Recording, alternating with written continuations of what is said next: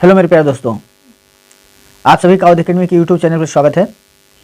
दोस्तों मैथ्स का ये थर्ड टेस्ट है, तो चलिए आप लोग फटाफट जुड़ जाइए। जिन लोगों के पास नोटिफिकेशन नहीं पहुंचा उनके पास आप लोग शेयर कर दीजिए और दोस्तों और साथियों को कह दीजिए जुड़ जाए फटाफट, क्योंकि आपका थर्ड सेशन है और टॉप 20 क्वेश्चन लेकर आए हैं जो आपकी एसएससी जीडी में सबसे ज़्यादा बेहतर होंगे, क्योंकि इससे बाहर आपको कुछ भी नहीं आने वाला है और जीडी का एक सबसे सुनहरा मौका है जिसे हमें कवर करना है। तो चलिए बिना देर किए हुए मैथ्स के सेशन को अपनी तरफ आगे बढ़ते हैं और ये आपकी स्क्रीन पर पहला क्वेश्चन है, जल्दी जल्दी आप लोग बता दीजिए।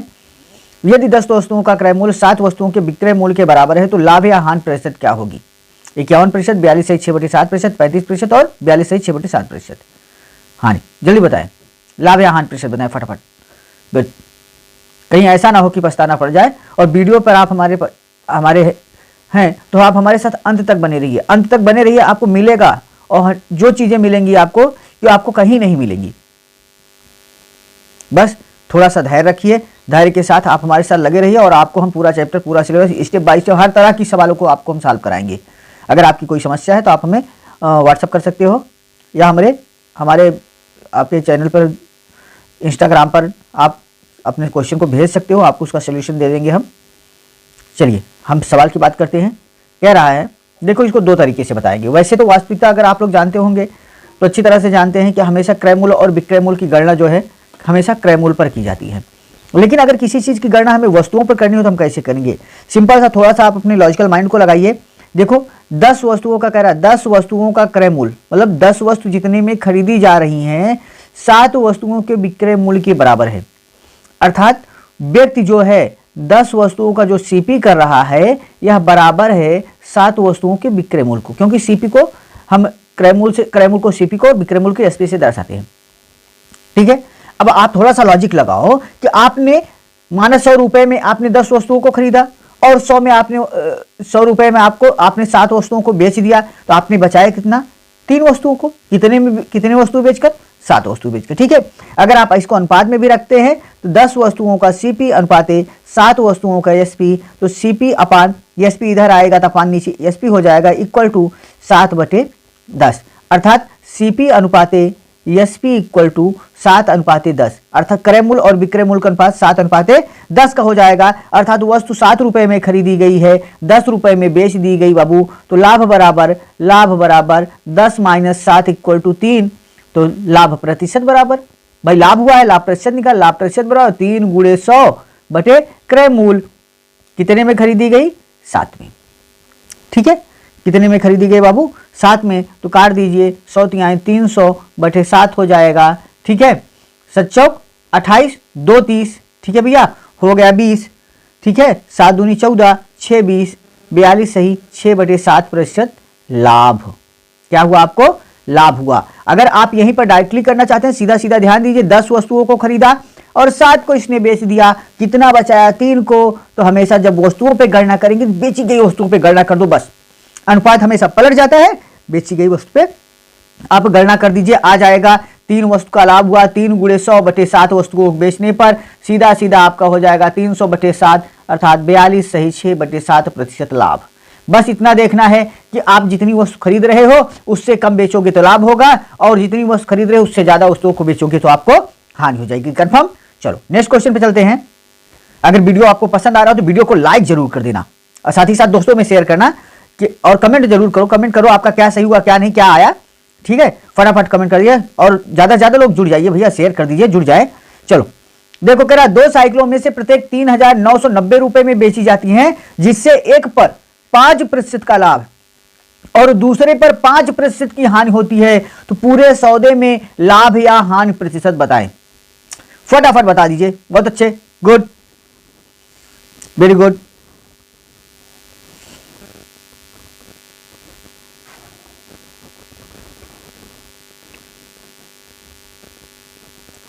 बहुत अच्छे, बहुत अच्छे, बहुत अच्छे, वेरी गुड।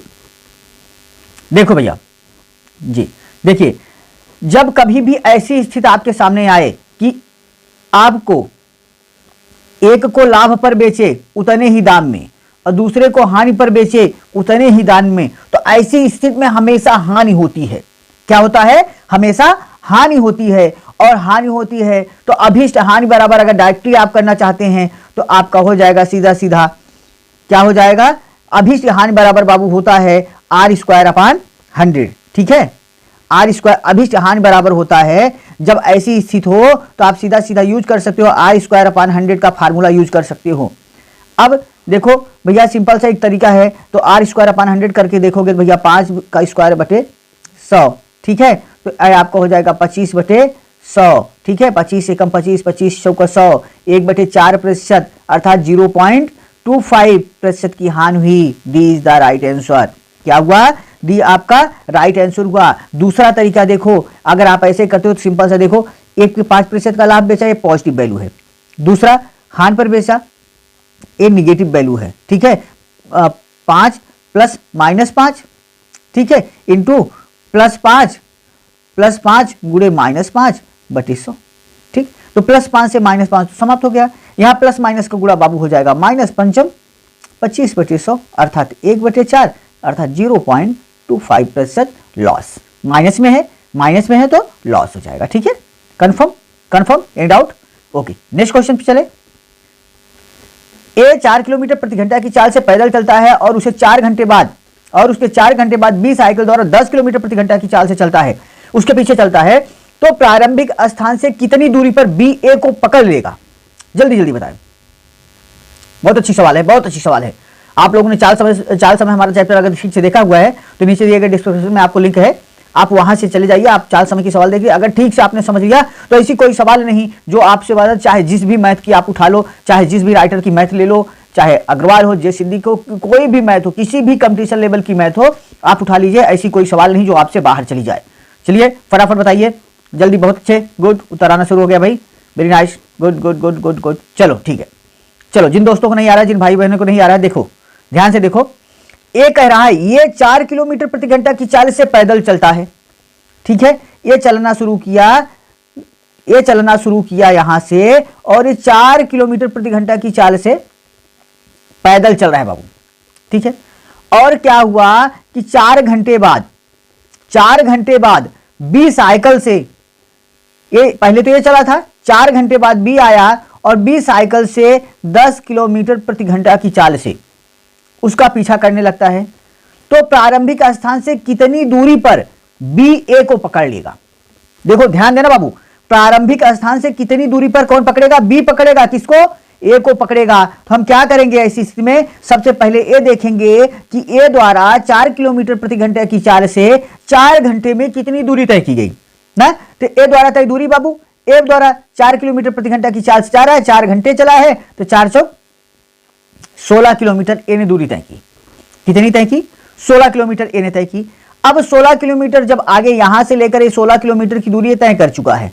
ठीक है, 16 किलोमीटर जब ये आगे हो गया तो उसके बाद बी ने 10 किलोमीटर प्रति घंटा की चाल से उसका पीछा किया। अब यहां पर एक बहुत बड़ी पॉइंट है भैया, ये 4 किलोमीटर प्रति घंटे की चाल से जा रहा है इधर को, और बी ने भी इसका पीछा किया, और 4 घंटे बाद जब पीछा किया तो उसकी चाल कितनी थी? 10 किलोमीटर प्रति घंटा। अभी ये रुका नहीं है, ये चल रहा है, ये आगे बढ़ता चला जा रहा है, ये चल रहा है। तो जब ए भी चलता रहेगा, बी भी पीछा करेगा, तो भैया उसकी 1 घंटे में जो 4 किलोमीटर की चाल है वह एक घंटे में 10 किलोमीटर चाल में क्या हो जाएगा? माइनस हो जाएगा। ठीक है, क्योंकि जितना वो चलेगा उतना तो ये भी पीछे से कवर कर रहे हैं, तो जितना ये आगे जाएंगे उतना तो अपनी चाल से वो भी आगे बढ़ेगा। ठीक, तो हमेशा इतना रिमेंबर रखना कि जब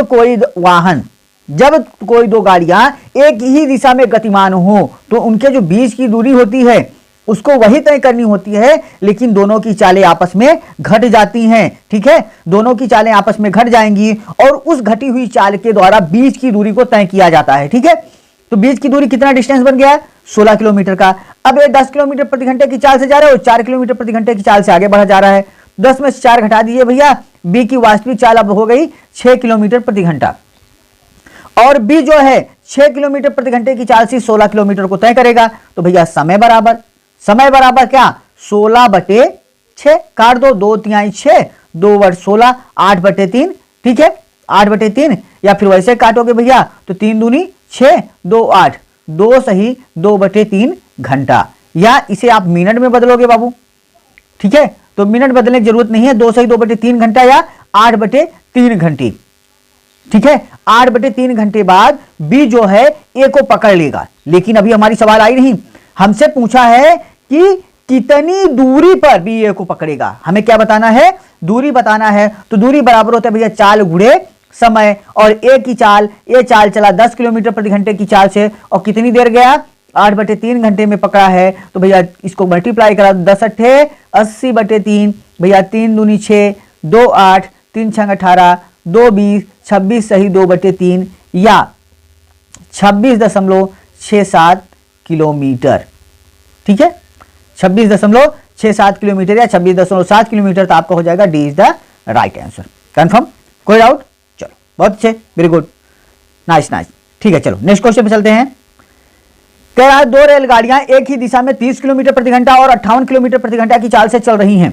धीमी गति से चलने वाली गाड़ी में बैठा एक व्यक्ति तीव्र गति से चलने वाली गाड़ी में बैठे आदमी को 18 सेकंड में पार कर जाता है। तो तीव्र गति वाली रेलगाड़ी की लंबाई मीटर में ज्ञात करें। फटाफट बता दीजिए। बहुत अच्छे भैया, देखिए 2 रेलगाड़ियां एक ही दिशा में गति कर रही हैं। एक की चाल 30 किलोमीटर प्रति घंटा है, दूसरी की चाल 58 किलोमीटर प्रति घंटा की चाल से चल रही है। धीमी गति से चलने वाली गाड़ी में बैठा एक व्यक्ति तीव्र गति से चलने वाली गाड़ी में बैठे आदमी को 18 सेकंड में पार कर जाता है। तो तीव्र गति वाली रेलगाड़ी की लंबाई ज्ञात करनी है। ठीक है, आपको पता है जब दोनों एक ही दिशा में गतिमान हो, ए भी इधर को ए है, ए भी इधर को गतिमान है, तो चालें आपस में घट जाएंगी। भैया देखो तेज वाली गाड़ी जो है 58 किलोमीटर प्रति घंटा जा रही है, धीमी वाली जा रही है 30 किलोमीटर प्रति घंटा, तो इनकी चालें घट के क्या हो गई, 28 किलोमीटर प्रति घंटा हो गई। ठीक है, 28 किलोमीटर प्रति घंटा हो गई।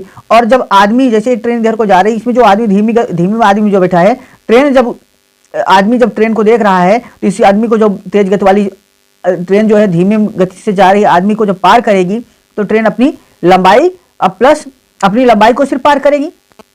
ठीक है, ट्रेन जब ट्रेन को पार करती तो अपनी लंबाई प्लस उस ट्रेन की लंबाई को पार करती, लेकिन यहाँ ट्रेन सिर्फ आदमी को पार कर रही है, तो ट्रेन क्या करेगी, पार किसको पार करेगी, अपनी स्वयं की लंबाई को पार करेगी। और अपनी स्वयं की लंबाई को पार करने में उसे कितना समय लग रहा है, 18 सेकंड का समय लग रहा है, और उसकी चाल है 28 किलोमीटर प्रति घंटा।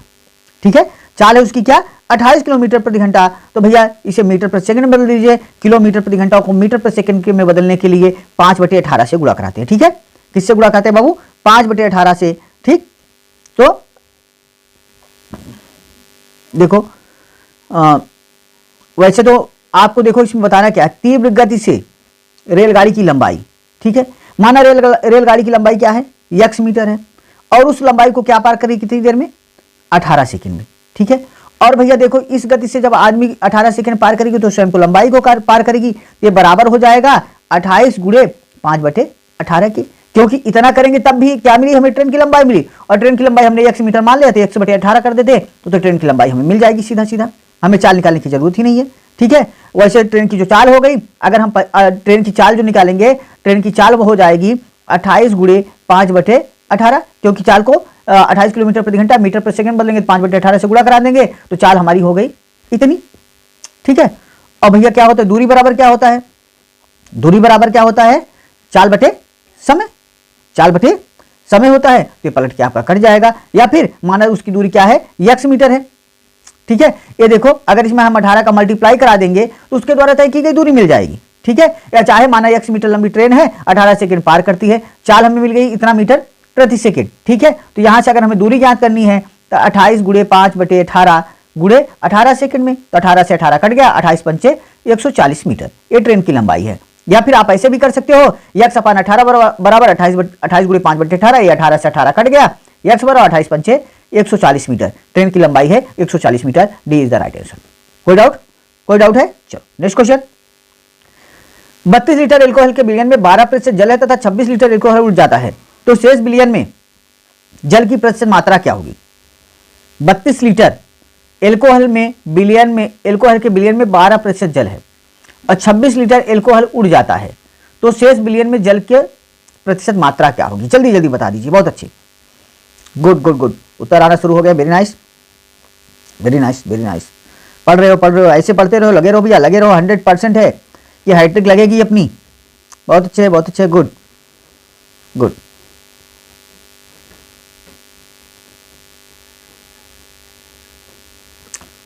चलो चलो देखते हैं। देखो भैया कह रहा 32 लीटर एल्कोहल में 12% जल है। क्या है? जल है। तो भैया पहले ये ज्ञात कर लो कि 32 लीटर में जल कितना है। तो 32 गुणे 12/100 ना, 4 × 12, 4 × 25 में 100।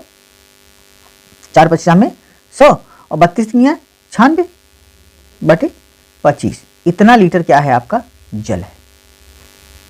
ठीक है बाबू, इतना लीटर जल है, इतना लीटर जल है। अब देखो अगर 26 लीटर एल्कोहल उड़ जाता है, 26 लीटर एल्कोहल उड़ जाता है तो उसके बाद विलयन कितना हो जाएगा भाई? 32 लीटर था, 32 में से 26 लीटर आपका उड़ गया तो एल्कोहल कितना बचा बाबू? 32 में से 26 घटा दीजिए, कितना बचा? 6 लीटर। 6 लीटर विलयन बचा, 6 लीटर बचा ना। चलो अब 6 लीटर बचा तो भैया शेष विलयन में जल की प्रतिशतता कितनी है ना? तो सीधा सीधा बात है, अब जल तो हमारा उड़ेगा नहीं, जल जितना है यथास्थित रहेगा, जल इतना यथास्थित रहेगा। उड़ा क्या है? एल्कोहल। तो सीधा सीधा निकाल लीजिए 6 का यक्स प्रतिशत, यक्स प्रतिशत भाई 6 लीटर में यक्स प्रतिशत का आपका क्या है? जल है। और जल कितना है? 96/25। यही तो है जल। बस सरल कर दो बाबू, 25 एकम 25, 25 चौका 100, 2 दूना 4, 2 तिहाई 6, 3 एकम 3, 3 तिहाई 9, 3 दूनी 6, इसका और इसका गुणा हो जाएगा, क्रॉस मल्टीप्लाई, यक्स बराबर 32 दूना 64 लीटर। सॉरी 64 लीटर नहीं, 64%। कितना है बाबू?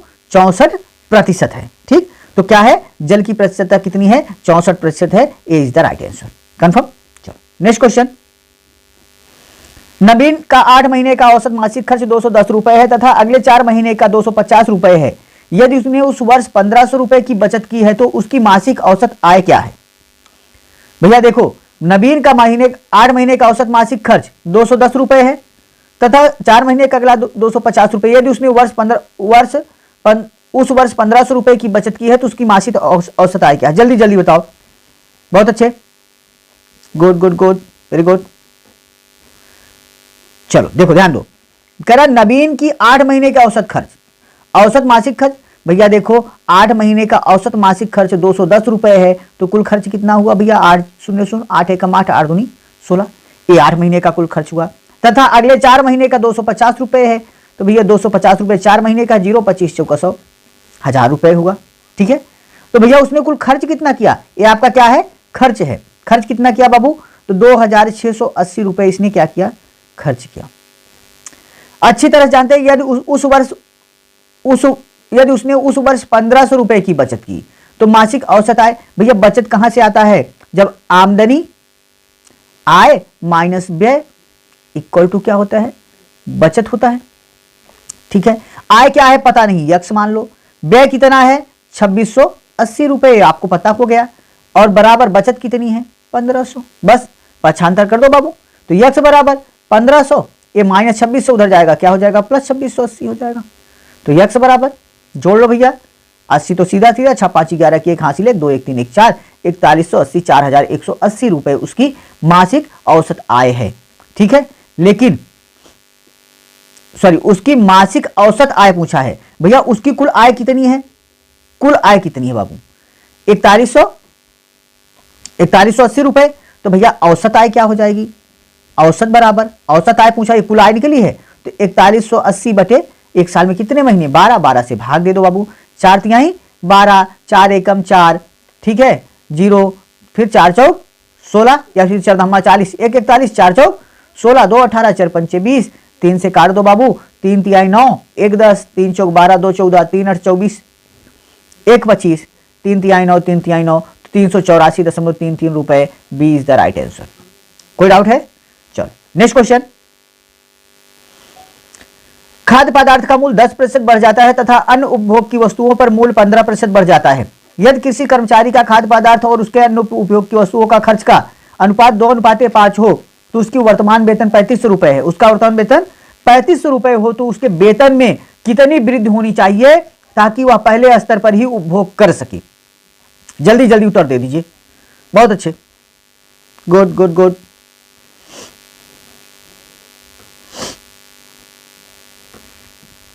गुड, वेरी नाइस जी भैया। देखो जिन दोस्तों को नहीं आ रहा है ध्यान दें, घबराओ मत, घबराओ मत, घबराने से कुछ नहीं होता, घबराने से कुछ नहीं होता, घबराने से तो आपका मनोबल गिर जाएगा। No, you can do it.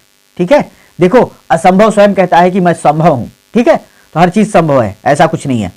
ठीक है, कह रहा है कि खाद्य पदार्थ का मूल्य क्या हुआ बाबू 10% बढ़ जाता है तथा अन्य उपभोग वस्तुओं का मूल्य क्या हुआ बाबू जी 15% बढ़ जाता है यदि किसी कर्मचारी का खाद्य पदार्थ और अन्य उपभोग की वस्तुओं का खर्च 2:5 है, मतलब खाद्य पर 2 और अन्य पर 5 खर्च करता है और उसका वर्तमान वेतन 3500 रुपए हो, तो उसके वेतन में कितनी वृद्धि होनी चाहिए ताकि वह पहले के स्तर का उपभोग कर सके। ठीक है भैया, देखो सबसे बड़ी चीज है उपभोग कर सके, इसकी बात कर रहा है। ठीक है, अब देखो खाद्य पदार्थ में वृद्धि क्या हुई है, खाद्य पदार्थ में वृद्धि क्या हुई है, तो बाबू देखो एक खाद्य पदार्थ का मूल्य पहले 10 रुपए, खाद्य पदार्थ का मूल्य 10% बढ़ गया, 10% बढ़ गया और अन्य उपभोग वस्तुओं का मूल्य भी 15%, 10% खाने वाली चीजों का बढ़ा है, अन्य उपभोग का 15 बढ़ा है और इनका अनुपात क्या है 2:5 है। तो भैया 2 में चाहे 2 करिए और चाहे 2x कर लीजिए। ठीक है, 2x कर लीजिए चाहे 2 करिए और इसमें बढ़ा कितना बाबू 10%, तो 2x का 10% अगर हम ले लेते हैं तो हमें कितना मिला बाबू 2 एकम 2, 2 पंचे 10, 1/5x। ठीक है, और अन्य में क्या मिला बाबू, अन्य में देखो अन्य की वैल्यू है कितनी 5x और इसमें बढ़ा कितना 15%। ठीक है, 5 × 15, 5 बिसा में 100, 5 चौक 20, कितना हुआ 3x/4। कोई डाउट 3x/, तो भैया कुल वृद्धि कितनी हो गई, कुल वृद्धि निकाल लीजिए। कुल वृद्धि बराबर बाबू 1/5x प्लस 3/4x, दोनों के एलसीएम ले लीजिए, हो गया 20, 5 चौक 20, 4x प्लस 4 पंचे 20, 5 × 15x इक्वल टू 19x/20।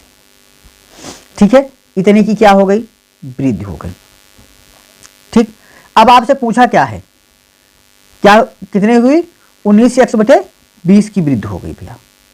ठीक, अब ये कह रहा है और इसमें देखो क्या कहा है, यदि किसी कर्मचारी को उसके अनुपयोग उसका वर्तमान वेतन हो तो वेतन में कितनी वृद्धि होनी चाहिए। ठीक है, तो अब देखो भैया कुल में अगर हम कुल को जोड़ेंगे तो ये 19x/20 किसके बराबर है 5x + 2 अर्थात 7x के बराबर है। किसके बराबर है 7x बराबर 1920, तो बाबू x बराबर क्या हो जाएगा, x बराबर क्या हो जाएगा 19/20 × 7, इतने की वृद्धि हुई। ठीक है, अब देखो 19 × 20/7, तो भैया कह रहा है यदि उसका वर्तमान वेतन कितना है 3500 है, तो उसे बढ़ाना कितना है भैया, वेतन कितना है 3500 है, तो बढ़ाना कितना है 19/20 × 7 गुणे किसमें 3500 में, बस काट दो 7 × 5 = 35, 1 0 से 1 0 कट गया भैया, 2 25 में 50, 25 और 19 का गुणा हो गया, 475 रुपए की उसको क्या करनी होगी वृद्धि करनी होगी अपने वेतन में। अगर वह 400 रुपए अपने वेतन में बढ़ा लेता है तो उसको वह उसका उपयोग कर सकेगा। कन्फर्म। इसका एक और तरीका है, अगर आप लगाना चाहें तो प्रतिशत के आधार पर भी लगा सकते हैं। जैसे सिंपल सा दूसरा तरीका देख लीजिए, माना पहले वस्तु की जो आपकी वैल्यू है वो कितनी हो गई 2:5 को हम 200:500 रख सकते हैं बाबू, रख सकते हैं। ठीक है, कोई डाउट नहीं। पहले में 10% की वृद्धि होती है, अगर हम इसमें 10% की वृद्धि करते हैं तो हमारी वैल्यू कितनी हो गई 220। दूसरे में 15% की वृद्धि करते हैं, ठीक है, तो हो गया आपका कितना 575।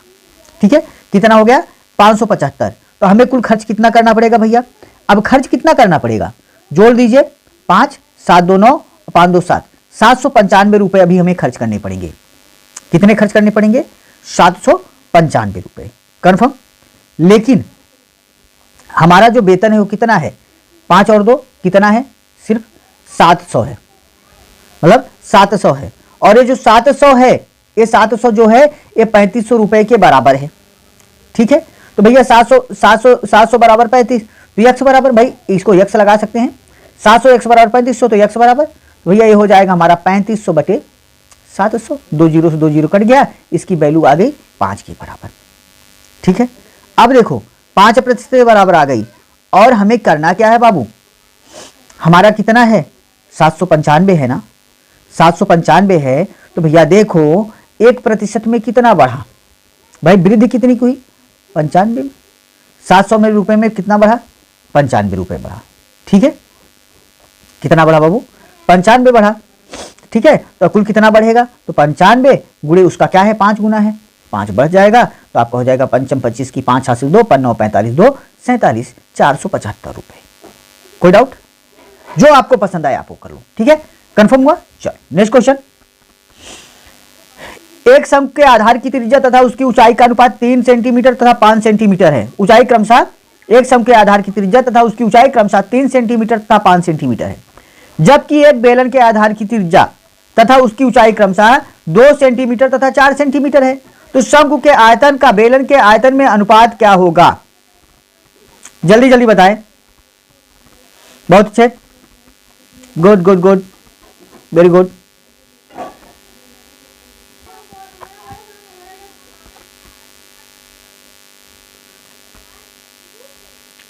बहुत अच्छे बहुत अच्छे बहुत अच्छे, नाइस, ठीक है, बहुत अच्छे। देखिए शंकु का आयतन ना, तो अगर आपको पता हो तो शंकु का आयतन बराबर होता है 1/3 पाई आर स्क्वायर एच, ठीक है, क्या होता है 1/3 पाई आर स्क्वायर एच, ठीक है। अब देखो क्या है कि शंकु के आधार की त्रिज्या तथा उसकी ऊंचाई, त्रिज्या मतलब आर से रेडियस को, ठीक है, आर कितना है 3 है और ऊंचाई कितनी है बाबू 5 है, ठीक है, तो रख दीजिए 1/3 गुणे पाई आर मतलब 3 का स्क्वायर इंटू एच मतलब 5, ठीक है भैया। एक देखो एक शंकु के आधार की त्रिज्या और उसकी ऊंचाई इतना है, जबकि बेलन के आधार की त्रिज्या, जबकि बेलन को देखिए भैया, बेलन का आयतन बराबर होता, बेलन के आधार की त्रिज्या और ऊंचाई इतना है, आयतन शंकु आयतन और बेलन के आयतन का अनुपात, शंकु आयतन हो गया और बेलन का आयतन बराबर होता है भैया पाई आर स्क्वायर एच, ठीक है, बेलन का आयतन बराबर पाई आर स्क्वायर एच, ठीक है, पाई आर स्क्वायर एच। बेलन की वैल्यू कितनी है बाबू, बेलन की त्रिज्या कितनी है, बेलन की त्रिज्या 2 सेंटीमीटर और ऊंचाई 4 सेंटीमीटर, तो 2 का स्क्वायर इंटू 4। कोई डाउट? कोई डाउट? भैया देखो सरल कर लो, और इनका अनुपात पूछा है तो भैया इनको काट पीट लो, जो आएगा वो अनुपात हो जाएगा, तो हो गया 1/3 गुणे पाई इंटू 3 तिहाई 9 प्लस मल्टीप्लाई बाई 5 अनुपात है, या बराबर, इसको बराबर भी कर सकते हो, पाई 2 दूनी 4 चौक 16, बस काट दो, अगर कट रहा है तो काट दो बाबू, पाई से पाई आपका खत्म हो गया, इधर काट दो, 3 एकम 3 3 तिहाई 9 5 तिहाई 15 बराबर 16, ठीक है, 15 बराबर 16, 3 का अभिष्ट अनुपात हो जाएगा 15:16। कोई डाउट? चलो नेक्स्ट क्वेश्चन। नेक्स्ट क्वेश्चन भैया, एक पुरुष और एक महिला एक कार्य को क्रमशः 8 दिन और 12 दिन में पूरा कर लेते हैं। इसी कार्य को 2 दिन में पूरा करने के लिए 2 पुरुषों के साथ कितनी महिलाओं की आवश्यकता होगी? ठीक है, फटाफट बताएं। बहुत अच्छे, गुड। एक पुरुष और एक महिला एक कार्य को 8 दिन और 12 दिन में पूरा कर सकते हैं, तो इसी कार्य को 2 दिनों में पूरा करने के लिए 2 पुरुष के साथ कितनी महिलाओं की आवश्यकता होगी?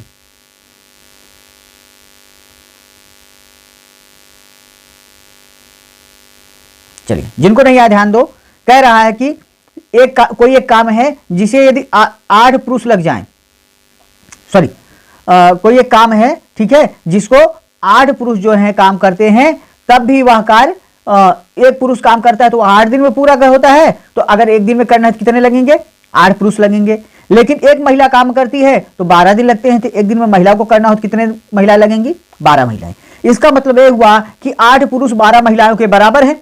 तो भैया देखो, ऐसी कंडीशन में चाहे 8 पुरुष करें तब भी काम एक दिन में हो जाएगा, 12 महिलाएं करें तब भी काम पूरा हो जाएगा। ये तुलनात्मक स्थिति है, इसमें आप काट लीजिए, 4 दूनी 8 4 तिहाई 12, मतलब 2 पुरुषों की वैल्यू जो है 3 महिलाओं के बराबर है। ठीक है, 2 पुरुषों की वैल्यू 3 महिलाओं के बराबर है। और काम को एक दिन में पूरा करना हो तो एक दिन में पूरा करना हो तो महिलाओं के अनुसार 12 महिला लगाएंगे, पुरुषों के अनुसार कितने लगाएंगे? 8 पुरुष लगाएंगे। अब कह रहा है यदि इसी कार्य को 2 दिन में पूरा करने के लिए 2 पुरुषों के साथ कितनी महिलाएं लगेंगी? ठीक है, तो आप चाहे यहां महिला को रख लीजिए चाहे पुरुष को, आएगा दोनों कंडीशन में। ठीक है भैया, देखो एक दिन में सिंपल सी बात है, अगर एक दिन में रखना है तो हमें 12 महिलाएं रखनी पड़ेंगी। 2 पुरुषों की वैल्यू कितनी है? 3 महिलाओं के बराबर है। 2 पुरुषों की वैल्यू क्या है? 3 महिलाओं के बराबर है। और हमें कितनी महिलाएं चाहिए? 12। तो 12 में से 3 गए 9। ठीक है, 12 में से 3 गए 9। 9 महिलाएं अगर हो जाएंगी ठीक है। तो हमें देखो क्या करना है, एक दिन में काम 12 महिलाएं करेंगी बाबू, ध्यान देना, एक दिन में 12 महिलाएं करेंगी, 2 दिन में कितनी हो जाएंगी, इसकी आधी।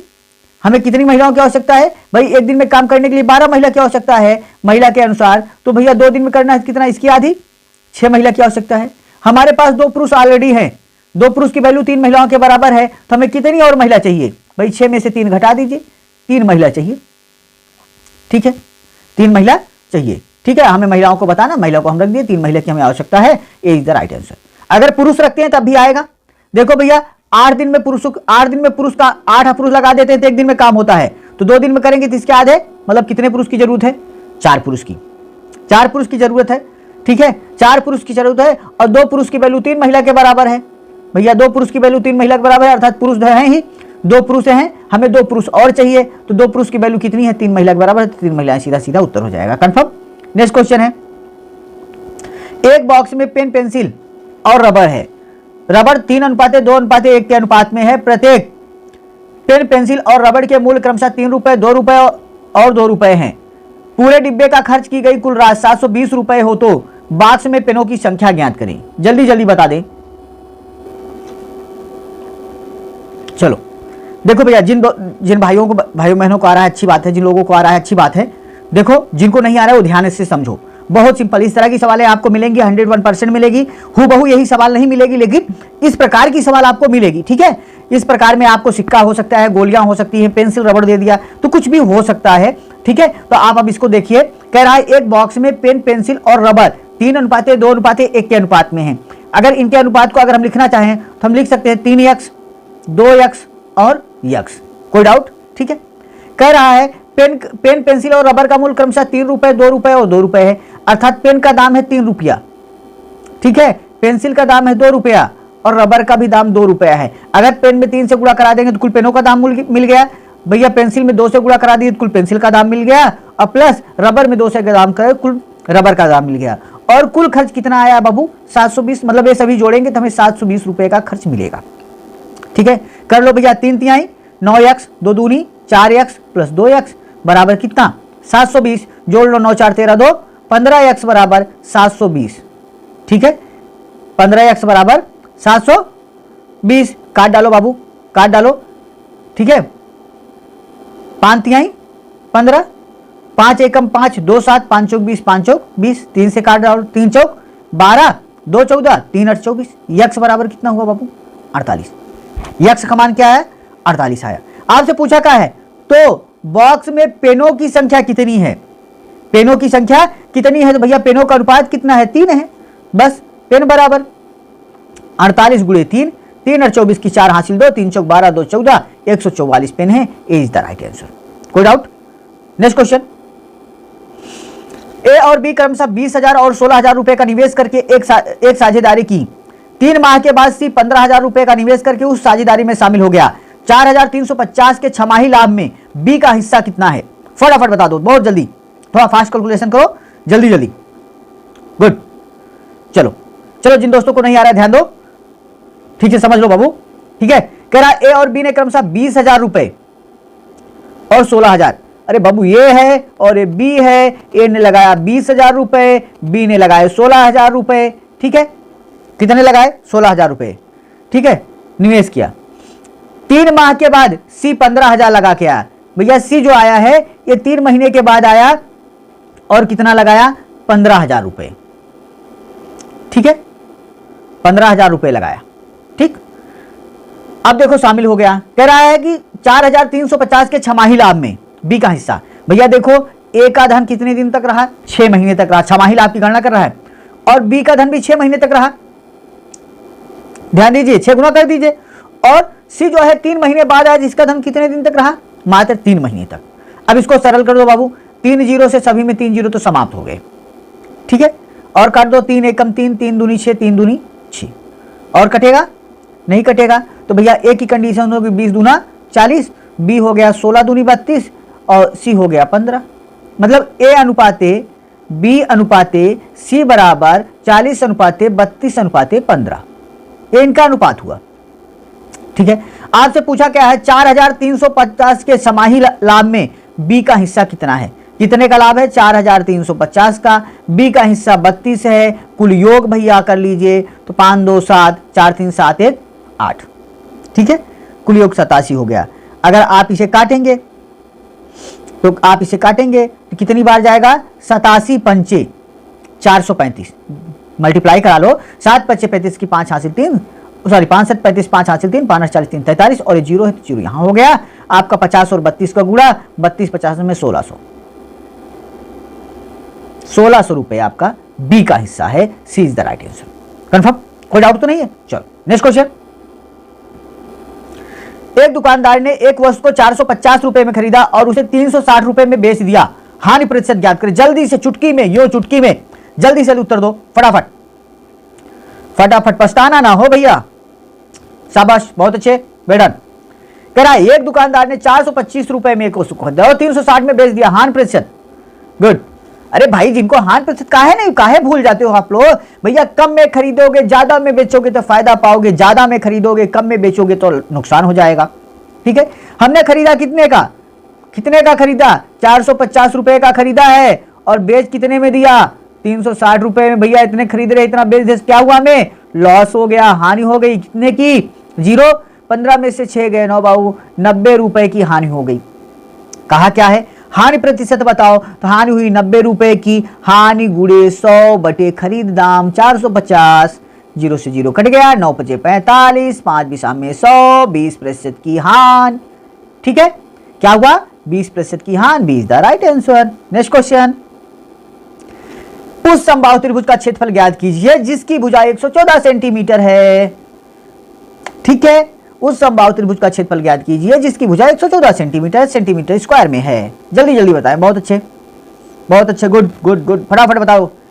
लग जाओ। अगर वीडियो पसंद आए तो वीडियो को दोस्तों में शेयर कर दो, लाइक कर दो, साथ ही साथ चैनल पर नए हो तो चैनल को सब्सक्राइब कर दो। चलो बेटा, देखो भैया, देखो जिन दोस्तों को नहीं आ रहा है, भाइयों बहनों को नहीं आ रहा है, चलो लग जाओ। सर पढ़ने में कोई संकोच मत करो यार। पढ़ाई में कभी भी कोई संकोच नहीं करना चाहिए, चाहे छोटा हो चाहे बड़ा हो, सबसे कुछ ना कुछ लेना चाहिए। ठीक है, अगर आपको पता हो तो समबाहु त्रिभुज का क्षेत्रफल बराबर, ठीक है, देखो समबाहु त्रिभुज का क्षेत्रफल बराबर होता है √3 अपान, मतलब बटे 4 गुणे भुजा स्क्वायर। ठीक है, √3 अपान 4 इंटू भुजा स्क्वायर, ये होता है समबाहु त्रिभुज का क्षेत्रफल बाबू। ठीक है, तो आप सरल कर लीजिए। √3 अपान 4 इंटू भुजा स्क्वायर। भुजा आपकी कितनी है? 114। स्क्वायर मतलब ये 2 बार गुणा, 114 गुणे 114 हमने कर दिया। अब देखो क्या हुआ, काट दीजिए, अगर कटे तो काट दीजिए बाबू। ठीक है, अगर आप काटेंगे तो कट जाएगा। देखो 2 दूनी 4, 2 पंचे 10, 1 11, 2 7 14, और फिर इसको भी काटेंगे 57 से हो जाएगा।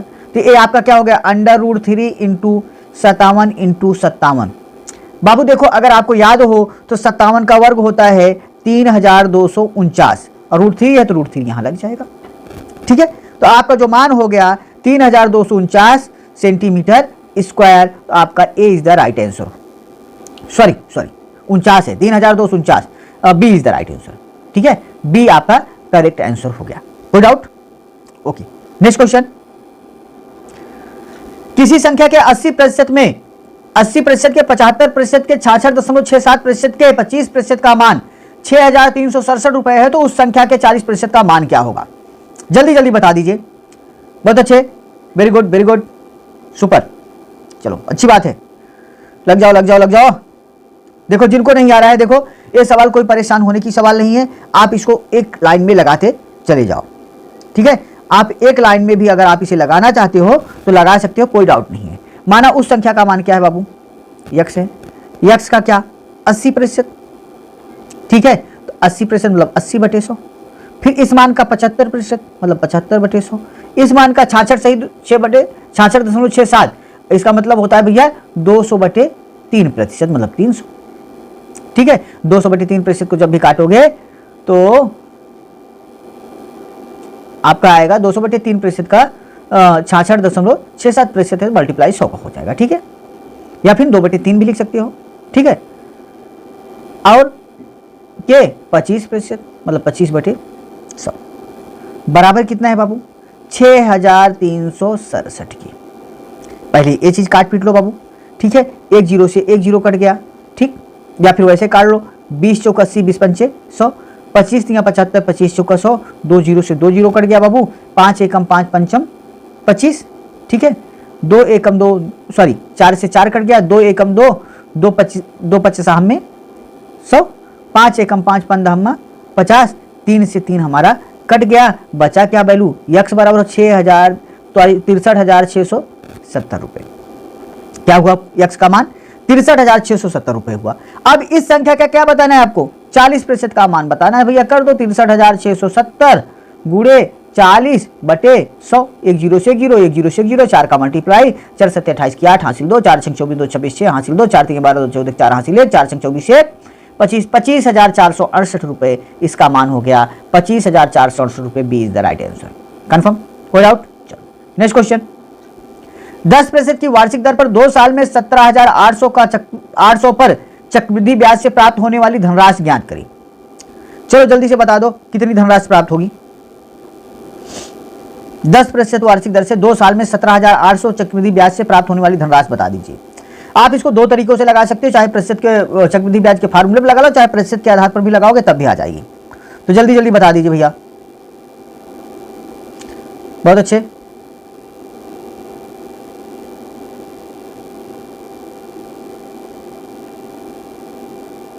चलो जिनको नहीं आ रहा है देखो सिंपल था। धन इतना है, आएगा कितना, क्या बतानी है आपको, राशि बतानी है भैया। देखो अगर हम मान लेते हैं मूल वैल्यू क्या है, 100 रुपये है, ठीक है। अगर भाई मूल वैल्यू 100 रुपये है, ठीक है, 10% बढ़ जाएगी ब्याज तो कितनी हो गई, 110 रुपये। मतलब सीधा सीधा अगर ध्यान दीजिए, जीरो से जीरो कट गया, तो अगर आपका धन 10 रुपये है तो अगले साल क्या हो जाएगा, 11 रुपये हो जाएगा। लेकिन साधारण ब्याज में 10 रुपये, फिर भी हमें अगले वर्ष ब्याज मिलेगी, लेकिन चक्रवृद्धि ब्याज में 11 रुपये मिलेगी, ठीक है। तो भैया देखो अगर इसका दम 100 बना, लेकिन ये क्या बन गई, 121 बन गई, 11 में 121 बन गई, ठीक है। ध्यान दीजिए बाबू, 100 इकाई, जो 100 इकाई है आपकी, 100 इकाई क्या है, मूल वैल्यू है, और 100 इकाई कितनी है, जो मूलधन 100% है, वो 17,800 है। ध्यान दीजिए 100 इकाई बराबर इतना, तो भैया एक रुपया का वैल्यू क्या होगी, या एक इकाई की वैल्यू क्या होगी, 17,800 बटे 100, 2 जीरो से 2 जीरो कट गया, क्या होगी बाबू, 178। लेकिन ये वैल्यू क्या बन जा रही है, 121 बन जा रही है, ठीक है। तो इसलिए 121 इकाई बराबर 121 गुणे 178, गुणा करा लीजिए बाबू, सिंपली गुणा करा लीजिए। इसका मान आएगा 21,538 रुपया, ठीक है। तो भैया राशि कितनी हो जाएगी, 21,538 रुपए हो जाएगी। ए इज द राइट आंसर, ठीक है। कैलकुलेशन गुणा करा लो फटाफट। चलो ठीक है, नेक्स्ट क्वेश्चन भैया सरल करें। जीडी वाले दोस्तों ये सवाल आप लोगों की पक्का 101% आएगी, हम अभी से लिख देते हैं, लेकिन सेम टू सेम नहीं, इस टाइप की आएगी। और ये सवाल हमेशा आती है एग्जाम में जीडी के, हमेशा फंसाने के लिए, क्योंकि हमारे दोस्तों जो साथी हैं वो बहुत ज्यादा रूट को देखकर घबरा जाते हैं, ठीक है। तो रूट को देखकर घबराना नहीं है, आपको रूट को सरल करना है। बड़े रूट में है 1221 प्लस अंडर रूट में 7 plus under root 66 plus under root 225, ठीक है। इस तरह के सवालों को हम सॉल्व कैसे करेंगे, देखिए सबसे पहले अंदर का रूट सॉल्व करेंगे, ठीक है। तो रूट 225 का मान क्या होता है, किसका, इसका वर्गमूल निकालेंगे तो क्या हो गया बाबू, 15 हो जाएगा। देखो अंडर रूट बड़ा वाला ब्रैकेट में 1221 प्लस रूट ब्रैकेट में 7 प्लस रूट 66 प्लस, अब देखो इसका मान क्या हो गया बाबू, 15। बस जोड़ दो तो ये आपका क्या हो जाएगा, रूट में अगर आप लिखना चाहो लिख सकते हो, रूट 1221 प्लस रूट ब्रैकेट में 7 प्लस रूट, देखो 6 5 11 की एक हासिल है, 6 1 7 1 8, ठीक है। तो रूट 81 भैया, रूट 81 हुआ, रूट 81 का मान क्या होता है, 9, ठीक है। Under root 1221 plus under root 7 plus 81 का मान 9 हो गया, तो 9 7 16, ठीक है। रूट 1221 प्लस अंडर रूट 16 का मान क्या होता है बाबू, 4। रूट 1221 प्लस रूट 16 का मान क्या हो गया, 4। तो भैया रूट 1221 प्लस 4, तो ये आपका हो गया क्या, अंडर रूट 1225, ठीक है। 1225 का वर्गमूल क्या हो जाएगा बाबू, 35 हो जाएगा। तो अर्थात सी इज द राइट आंसर। कोई डाउट? एकदम सिंपल, ऐसे सिंपल सरल तरीके से, कोई ट्रिक मत देखो, आराम से थोड़ा सा रूट ध्यान में रखो बस, ठीक है। और ये जिसमें निकाय पे 5 आता है ना, ये रूट का हमने ट्रिक बता के रखा है, वो ध्यान देख लो, आ जाएगा, नींद में भी नहीं भूलोगे, ठीक है। नेक्स्ट क्वेश्चन तेरा सरल करो। 120 माइनस बड़ा ब्रैकेट में 450 माइनस छोटे ब्रैकेट में 90 भागे 10 माइनस छोटे ब्रैकेट में 35 माइनस 300 भागे 12 ब्रैकेट बंद भागे 10। फटाफट उत्तर दीजिए। बहुत अच्छे, जल्दी जल्दी कैलकुलेशन करो बाबू, बहुत अच्छे बहुत अच्छे बहुत अच्छे। देखो घबराओ मत, देखो इस तरह से फटाक से कर लो यार। देखो 120 माइनस बड़ा ब्रैकेट 450 माइनस छोटा ब्रैकेट 90 भागे 10 माइनस 35 माइनस 300 भागे 12 ब्रैकेट बंद भागे 10। पहले रूल्स आप बॉड मास अपनाओ, बॉड मास के अनुसार सबसे अंदर ब्रैकेट जो होता है पहले वो सॉल्व करो, पहले इसको सॉल्व करो। तो ये आपका हो जाएगा कितना है, 120 माइनस बड़ा ब्रैकेट 450 माइनस, ठीक है, 90 भागे 10 माइनस, देखो इसको जब सॉल्व करोगे तो ये आपका हो जाएगा 35 माइनस 300 बटे 12, ठीक है। 300 बटे 12 भागे 10 है बड़ा ब्रैकेट। भैया इसे काट दो, 4 3 चौक 12 3 एकम 3 4 25 साहब में 100 25 आया और 35 में से 25 गया 10। तो 120 माइनस बड़ा ब्रैकेट 450 माइनस 90 भागे 10 माइनस 35 में से 25 गया बाबू, क्या आया 10 भागे 10 बड़ा ब्रैकेट बंद, ठीक है, बड़ा ब्रैकेट बंद और यहां पर छोटा ब्रैकेट भी बंद। तो अब क्या करोगे भैया, भाग कर दो, भाग कर दो, क्योंकि यहां बीच में माइनस है तो 10 9 90 9 ये हो गया, 10 एकम 10, ठीक है, 10 एकम 10 हो गया। तो भैया आपका हो जाएगा 120 माइनस बड़ा ब्रैकेट 450 माइनस 9 में से गए 8 ब्रैकेट बंद। तो 120 माइनस इसमें से घट गया तो भैया 442 हो गया। अब 442 में 120 घटा दीजिए, ये वैल्यू बड़ी है ये वैल्यू छोटी है तो चिन्ह आएगा क्या, माइनस में। 2 उतर गया आपका, 4 में से 2 गया 2, 4 में से गया 3, माइनस 322 आपका आंसर हो गया, C is the right answer. Confirm. Next question, एक निश्चित राशि के लिए साधारण ब्याज पर 12% की वार्षिक दर से 5 वर्षों के बाद प्राप्त ब्याज 6060 रुपए है, तो निवेशित राशि धन ज्ञात कीजिए। जल्दी जल्दी बता दीजिए। बहुत अच्छे, गुड, वेल डन, फटाफट फटाफट फटाफट। चलो जिन दोस्तों को नहीं आ रहा ध्यान दो। एक निश्चित राशि के लिए साधारण ब्याज पर 12% की वार्षिक दर पर 5 वर्षों के बाद प्राप्त ब्याज इतना है। निवेशित राशि नहीं पता यार, छोड़ दो। माना हमें x रुपए निवेश किया था, दर है क्या 12%, समय क्या है 5 वर्ष बटे 100 बराबर बस ब्याज 6060। भाई ब्याज तो यही पाए है ना, बराबर पे रख दो, काट दो, काट डालो भैया। 5 एकम 5 5 भी सामने 100, 4 तिहाई 12 4 पंचे 20, 3 से काट दो, 3 दूनी 6 0, 3 दूनी 6 0, 5 का गुणा करा दो, x बराबर 0, 5 दूनी 10, अब 5 दूनी 10, ठीक है। 10,100 रुपए आपकी निवेशित धनराशि, C is the right answer. Confirm, कोई डाउट? चलो नेक्स्ट क्वेश्चन पे चलते हैं। दो संख्याओं का लासा और मासा क्रमशः 132 और 22 है। कितना है, 132 और 22 है। उनमें से पहली संख्या 132 है तो दूसरी संख्या बताएं। जल्दी से बता दीजिए, तो आंख मूंद के सब बताने वाली सवाल है। बहुत अच्छे बहुत अच्छे, इन सवालों के लिए तो कलम उठाने की जरूरत नहीं है भैया। बहुत अच्छे, बेडन। अरे भाई नहीं, क्या नहीं समझ में आ रहा है? देखो देखो, हमने आपको बताया ना कि पहली संख्या गुणे दूसरी संख्या बराबर लासा गुणे मासा। बस भैया देखो, लासा मासा कितना है, लासा आपका पहली एक संख्या दी गई है 132, दूसरी नहीं पता x मान लो, बराबर लासा दिया गया 132, मासा दिया है 22। हमने आपको बताया कि हमेशा संख्याएं जो हैं मासा से करती हैं, और वैसे भी देखो लासा आपका लासा और संख्या दोनों बराबर है तो 132 से 132 कट गया, x बराबर क्या हो गया बाबू 22, आपका B is the right answer. दूसरी संख्या 22 है, ठीक है। नेक्स्ट और लास्ट क्वेश्चन है आप आज का, निम्न में से सबसे छोटी संख्या कौन सी है? 3/15, 5/20, 8/64 और 25/1000। जल्दी बताओ कौन सी संख्या सबसे छोटी है, जल्दी जल्दी बताओ और दोस्तों में शेयर कर दो। और साथ ही साथ वीडियो के जो भी आप नहीं समझ पा रहे हैं उससे जुड़ी हुई वीडियो की लिंक आपके पड़ी हुई है, आप डिस्क्रिप्शन में जाकर आप उसको देख सकते हैं और उस लिंक से डायरेक्ट वीडियो हमारी देख सकते हैं। तो चलिए जल्दी जल्दी सरल कर दीजिए बाबू, सबसे छोटी भिन्न कौन सी है बताना है, ठीक है, सबसे छोटी भिन्न। बहुत अच्छे। चलो जिन दोस्तों को नहीं आ रहा है देखो, आप यहीं पर सरल कर लो। जैसे देखो एक एक भिन्न चेक करना शुरू कर दो।